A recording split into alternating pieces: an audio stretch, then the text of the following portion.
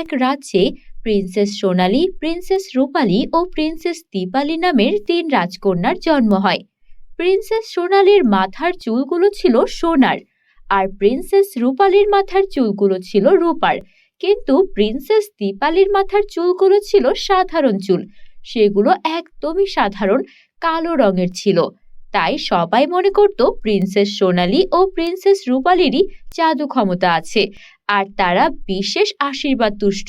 অন্যদিকে দীপালি একটা সাধারণ প্রিন্সেস, তার কোনো জাদু ক্ষমতা নেই, সে খুবই সাধারণ একটা মানুষদের মতোই রাজকন্যা।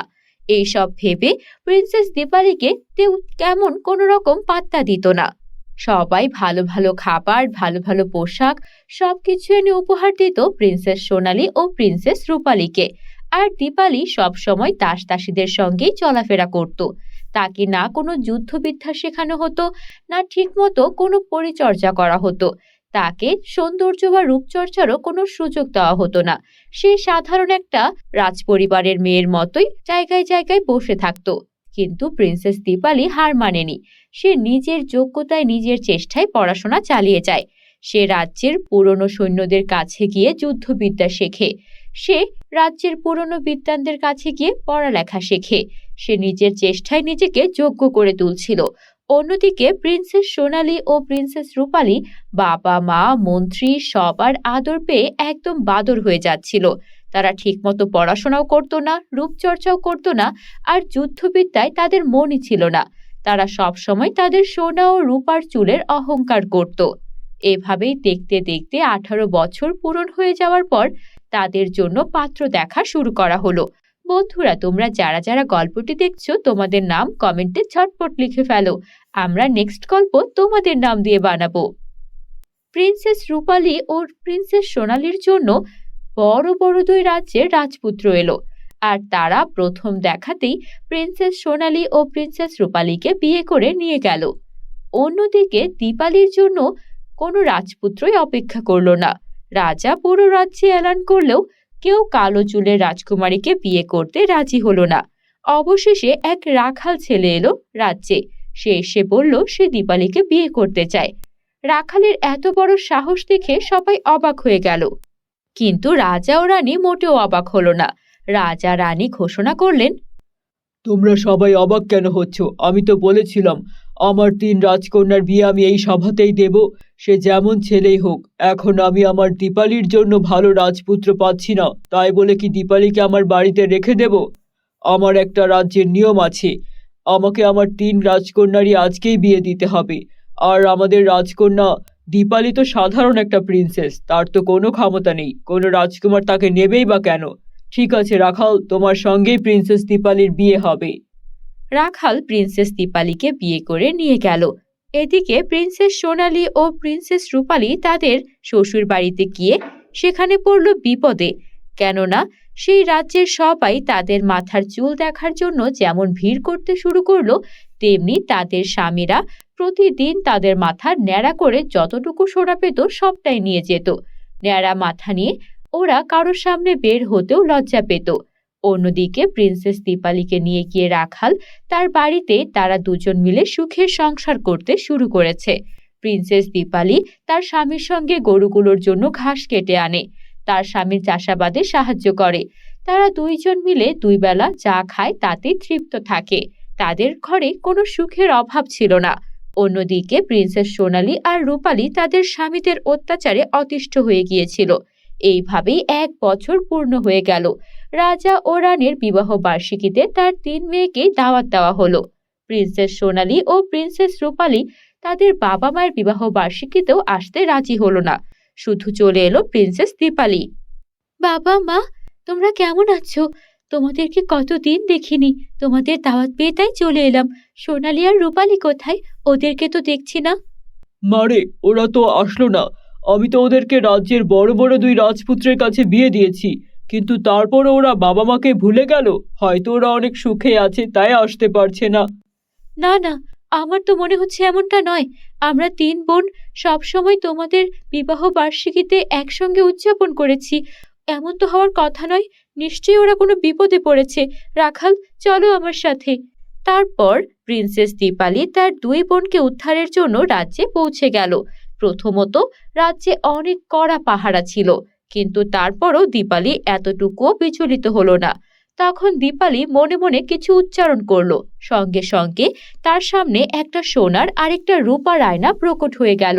রূপার আয়না দিয়ে সেই সৈন্যদের চোখ ঝলসে দিল, আর সোনার আয়না নিয়ে সে পৌঁছে গেল রাজ্যের ভেতরে, যেখানে কিনা রাজকন্যারা বন্দী ছিল।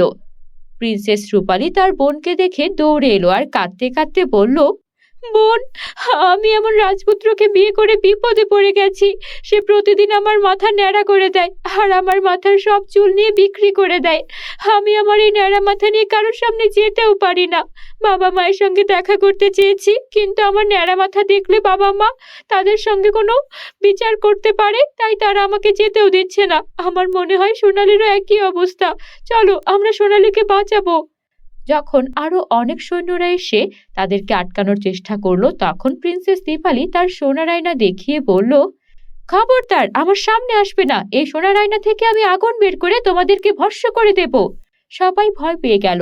তারপর প্রিন্সেস দীপালি প্রিন্সেস সোনালী আর রূপালীকে একইভাবে উদ্ধার করে রাজপ্রাসাদে নিয়ে এলো। বাবা, আমরা অনেক কষ্টে ছিলাম। তোমরা তো আমাদের সবচেয়ে ধনী রাজপুত্রের কাছে বিয়ে দিয়েছো, কিন্তু তারা ধনী হলে কি হবে? মনের দিক থেকে তারা অনেক গরিব। তাদের সবকিছু থাকা সত্ত্বেও তাদের লোভ ছিল আমাদের সোনা আর রূপার চুলে। কতবার যে আমার মাথা এভাবে ন্যাড়া করেছে, আর আমার মাথা থেকে কেটে রক্ত পড়েছে, তারপরও আবারও ন্যাড়া করে দিয়েছে। প্রিন্সেস দীপালি একদম ঠিক করেছে। সে রাখালকে বিয়ে করলো, সে অনেক সুখে আছে। আজকে তার জন্য আমরা ওই বন্দি দশা থেকে মুক্তি পেলাম। কিন্তু বোন, প্রিন্সেস দীপালি, তুমি এই সোনার উপর আয়না কিভাবে হাসিল করেছো? আমি কোনো জাদু ক্ষমতা নিয়ে জন্মাইনি। আমার মাথায় কোনো সোনার চুল কিংবা রূপার চুল ছিল না, কিন্তু আমি কঠোর তপস্যা করেছি। আমাদের রাজ্যের পুরনো বৈদ্যের কাছে, আমাদের রাজ্যের পুরনো কবিরাজের কাছে, আমাদের রাজ্যের পুরনো মন্ত্রীর কাছে, তাদের সবার কাছ থেকে আমি যুদ্ধবিদ্যা শিখেছি, পড়াশোনা শিখেছি। আর তার সঙ্গে পুরনো তান্ত্রিকের সঙ্গে আমি যজ্ঞ করে করে গত 10 বছর মিলে সাধনা করে আমি এই সোনা ও রূপার জাদুর আয়নার জাদু আয়ত্ত করতে পেরেছি, যা বিশেষ মুহূর্তে আমার শক্তি হবে। সত্যি বোন, তুমি প্রমাণ করে দিয়েছো জাদুবিদ্যার থেকে পরিশ্রম অনেক বেশি কাজের। তুমি পরিশ্রম করেছো বলে তুমি সোনার উপর চুলের চেয়েও দামি কিছু অর্জন করতে পেরেছো। এখন থেকে আমরা সবাই একসঙ্গে হাসি খুশি থাকবো। বন্ধুরা, তোমাদের কাছে গল্পটি ভালো লাগলে একটা লাইক করে দিও। আমাদের চ্যানেলটিকে সাবস্ক্রাইব করতে ভুলো না যেন। এক গ্রামে রিমা, রিপা ও স্নিগ্ধা নামের 3 বান্ধবী বাস করত। রিমা, রিপা ও স্নিগ্ধা ওরা 3 বান্ধবী সারাদিন স্কুলে গিয়ে বাসায় আসার সময় একটা আটার মিলে কাজ করত। সেখানে ওরা কাজ করে যে টাকা পেত তাই ওদের পরিবারকে দিয়ে সাহায্য করত। কেননা ওরা 3 বান্ধবী ছিল অনেক গরিব, ওদের বাবা মা সবাই দিনমজুর ছিল। রিমা, রিপা ও স্নিগ্ধা ওদের স্বপ্ন ছিল ওরা পড়াশোনা করে অনেক বড় ডাক্তার হবে, আর তাই ওরা মন দিয়ে পড়াশোনা করত। একদিন রিমা, রিপা ও স্নিগ্ধা যখন স্কুল থেকে ফিরছিল, তখন হঠাৎ করে স্নিগ্ধা হাতে অনেক জোরে ব্যথা পায়। আসার সময় ও খেয়াল করে না যে সামনে একটা গাছের ডাল পড়ে আছে। ওই গাছের ডালটাকে ও ওঠানোর জন্য এগিয়ে যেতেই ডালটা ওর হাতের ওপর আরো উল্টো পড়ে যায়, আরো ব্যথা পেয়ে যায়।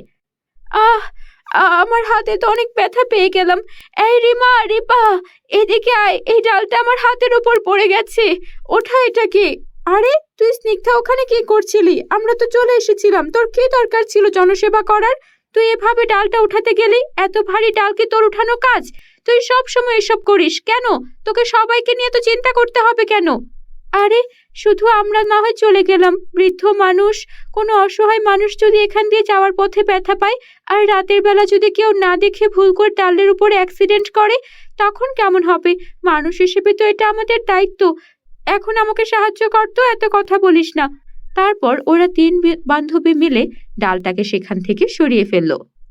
ডাল তো সরানোর কাজ হয়ে গেছে, কিন্তু তুই যে তোর হাতে ব্যথা পেয়েছিস, আজকে আটার মিলে কাজ করতে পারবি? হ্যাঁ, এটাই তো চিন্তার। আজকে আটার মিলে কিভাবে কাজ করব বলতো? এই হাত থেকে তো রক্ত পড়ছে, কাপড় দিয়ে বেঁধেও তো হচ্ছে না, কত রক্ত বেরিয়ে যাচ্ছে। তোরা বরং যা, আজকে না হয় আমি যাব না। কিন্তু তোর মনে নেই মালিক বলেছে একদিন না আসলে আমাদের কাজ থেকে বের করে দেবে? চল না, আমরা তোকে সাহায্য করব, এই কাটা হাত নিয়েই কাজ করবি। তোকে যদি মিল থেকে বের করে দেয়, আমরা দুজন একা একা কি কাজ করব? আমরা তোকে সাহায্য করব, চল। আর দাঁড়া, আমি একটু দূর্বা ঘাস পিষে নিয়ে আসছি, ওটা লাগিয়ে দেব, তাহলেই রক্ত পড়া বন্ধ হয়ে যাবে। তারপর রিমা ও রিপা দুইজনই দৌড়ে গিয়ে দূর্বা ঘাস নিয়ে আসে, আর সেই দূর্বা ঘাস পিষে সেই দূর্বা ঘাসের রস স্নিগ্ধার কাটা জায়গায় লাগিয়ে দেয়। ওহ, চলে গেল আস্তে আস্তে। ইস, এই কাটা জায়গাটা এভাবে ধরছে, মনে হচ্ছে কেউ মরিচ ডলে দিচ্ছে। হ্যাঁ হ্যাঁ, একটু ধরবেই, একটু ফু দিয়ে দিচ্ছি, দেখবি আরাম পাবি। কেন যে এসব মানুষের কথা তুই সবসময় চিন্তা করিস? মানুষ কি আমাদের কথা চিন্তা করে? আজকে যদি আটার মিলে তুই না যাস, তোকে কাজ থেকে বের করে দেবে। মালিক একবারও ভাববে না যে আমরা গরিব পরিবারের মেয়ে। শোন, এত সবাইকে নিয়ে ভাবার দরকার নেই। আরে, এভাবে বলছিস কেন? সবাই যদি খারাপ হয়ে যায়, তাহলে তো পৃথিবীতে ভালো মানুষই থাকবে না। কাউকে না কাউকে তো ভালোভাবে কাজ করতেই হবে। আর আমরা এই যে ডাক্তার হতে চাই, সেটা কি এমনি এমনি হতে চাই? আমরা তো ডাক্তার হতে চাই মানুষের সেবা করার জন্য, যেন গরিব দুঃখীরা চিকিৎসা পায়, গরিব দুঃখীদের পাশে দাঁড়ানোর মতো কেউ থাকে। তাই সব সময় ভালো কাজ করতে হবে। যে কোনো পরিস্থিতিতে নিজের ভালো গুণ, ভালো কাজ করা থামানো যাবে না। এটাই তো জীবন। হয়েছে রে আমাদের মা, সব সময় তোর এসব উপদেশ শুনতে শুনতে কান পচে যায়। বাসায় বাবা মাও এত কথা বলে না যতটা তুই বলিস। আমি না বললে কে বলবে? চল এবার আমরা এখন কাজে যাই, এখন আমার হাত থেকে রক্ত পড়া বন্ধ হয়ে গেছে। তারপর ওরা তিনজন মিলে আটার মিলে কাজ করতে শুরু করে। স্নিগ্ধার হাতে ব্যথা লাগছিল, তাই ও থেমে থেমে কাজ করছিল। কাজ শেষ করে ওরা তিনজন 300 টাকা পায়। সেই টাকা নিয়ে ওরা বাড়ির পথে রওনা দেয়। আজকে 300 টাকা হয়েছে, আমার 100, তোর 100 আর স্নিগ্ধার 100। শোন, আমরা কিন্তু এই টাকাটা আজকে বাবা মাকে দেব না, আমরা এই টাকাটা আজকে রেখে দেব। কেন বাবা মাকে দেব না কেন? আরে, ওনাদেরকে টাকা দিয়েছি তো, অনেকগুলো টাকা হয়ে গেছে। এই টাকাটা আমরা রাখবো। সামনে হচ্ছে, আমি দেখেছিলাম ওই জঙ্গলের পাড়ে একটা বুড়িমা থাকে, বুড়িমার ছেলে মেয়ে কেউ নেই। বুড়িমাকে কিছু ওষুধপত্র কিনে দিয়ে আসবো, তোরা কি বলিস? হ্যাঁ হ্যাঁ, এটা একদম ঠিক বলেছিস, আমারও কথাটা মনে ছিল না। ঠিক আছে, চল আমরা তাহলে এখনই যাই, ওষুধগুলো কিনে নিয়ে বুড়িমাকে দেখে আসি, আর ওনার জন্য দুধ আর ফলমূলও নিয়ে যাই। হয়ে যাবে 300 টাকাতে।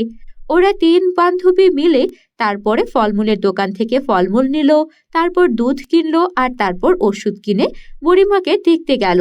বুড়িমা ঘরে বসে কাশছিলেন। কে কে এসেছিস? তোরা 3 বান্ধবী নাকি এই বুড়িকে দেখতে চলে এসেছিস?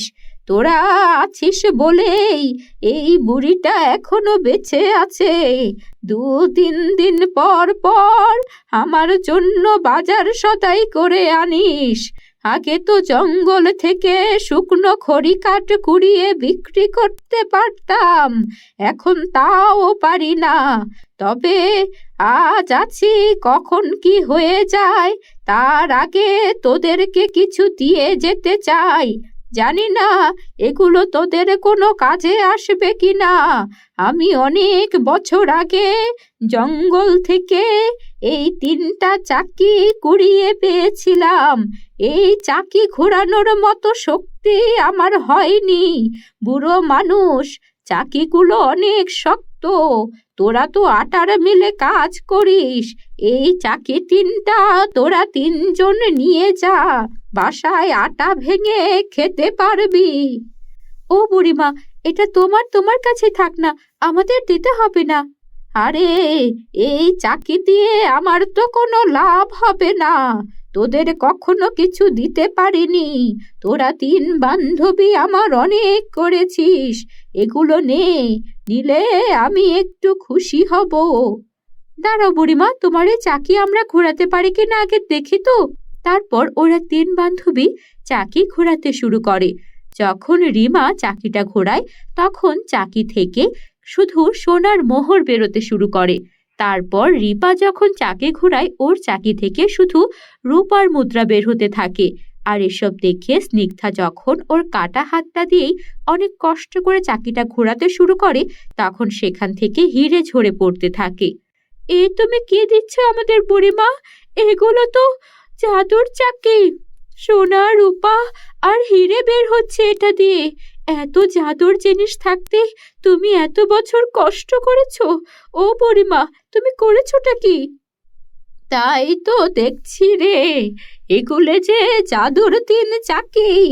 ভালোই হয়েছে, আমার মরার আগে তোদেরকে কিছু উপহার দিয়ে যেতে পারলাম। কে বলেছে তুমি মারা যাবে? এবার এই সোনা রূপা হিরে বিক্রি করে তোমাকে সবচেয়ে বড় ডাক্তার দেখাবো। তুমি আমাদের সঙ্গে আরো অনেক দিন বাঁচবে বুড়িমা। এভাবেই জাদুর সোনা রূপো আর হিরে দেওয়া চাকি পেয়ে ওদের জীবন একদম পাল্টে গেল। ওরা 3 বান্ধবী সেই বুড়িমাকে নিয়ে একসঙ্গে থাকতে শুরু করলো আর সুখে শান্তিতে ওদের বাকিটা জীবন কাটাতে থাকলো। বন্ধুরা, আমাদের চ্যানেলে তোমরা নতুন হয়ে থাকলে চ্যানেলটিকে সাবস্ক্রাইব করতে ভুলো না যেন। Bye bye.